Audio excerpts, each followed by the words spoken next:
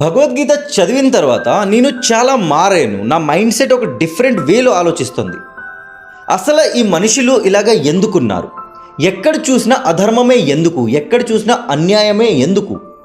ఎంత చెప్పినా ఈ మనుషులు చెత్త చెత్త ఎందుకు చేస్తున్నారు? అసలు ఒక సాటి మనిషికి న్యాయం అనేది దొరుకుతుందా? భగవద్గీత చాప్టర్ 10 శ్లోక్ నంబర్ 3లో శ్రీకృష్ణుడు చెప్తున్నారు అర్జునుడికి, ఓ పార్థ, ఎవరైతే నా గురించి ఒక నిజం తెలుసుకుంటారో వాళ్ళు ఈ లోకం నుంచి, ఈ లోక బంధనం నుంచి, కర్మ బంధనం నుంచి, ఈ మోమాయ నుంచి బయటపడతారు.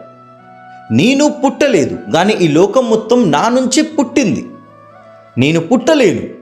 ఇలాంటి నిజం ఎవరైతే తెలుసుకుంటారో ఆటోమేటిక్గా ఈ లోకం నుంచి, ఈ లోక బంధనం నుంచి బయటపడతారు. ఈ శ్లోకంలో కృష్ణుడు మనకి ఒక మాట, ఒక నిజం చూపించడానికి ట్రై చేస్తున్నారు. ఒక మనిషి అనేవాడు కోరికలతో ఉంటాడు, కోరికలతోటే బతుకుతాడు, కోరికలతోటే చనిపోతాడు. ఆడ కోరికల కోసం ఏదైనా చేయడానికి సిద్ధపడతాడు. ఆ కోరికల వల్లే ఈ లోకంలో అధర్మం అనేది పెరిగిపోతుంది.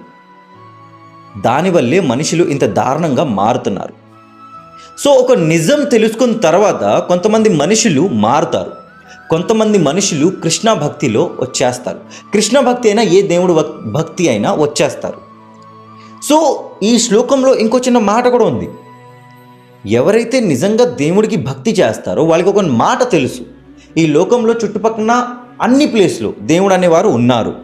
మనిషిలో ఉన్నారు, జంతువులో ఉన్నారు, చెట్టుల్లో ఉన్నారు, ఇంట్లో ఉన్నారు, గుడిలో ఉన్నారు, ప్రతి చోటు ఉన్నారు. సో వాళ్ళు భక్తి చేస్తారు కానీ దేవుణ్ణి ఎక్కడ వెతకరు.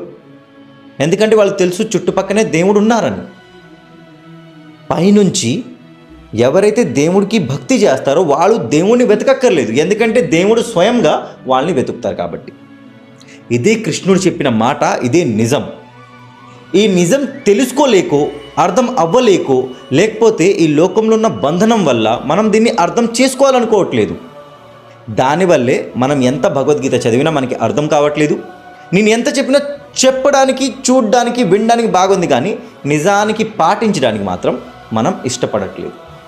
ఇది అర్థమయ్యేదాకా జయ శ్రీకృష్ణ, హరే కృష్ణ, రాధే రాధే, జయ జగన్నాథ్. यो मामजमनादिं च विद्धि लोकमहेश्वरम् असम्मूढः समर्थेषु सर्वपापैः प्रमुच्यते.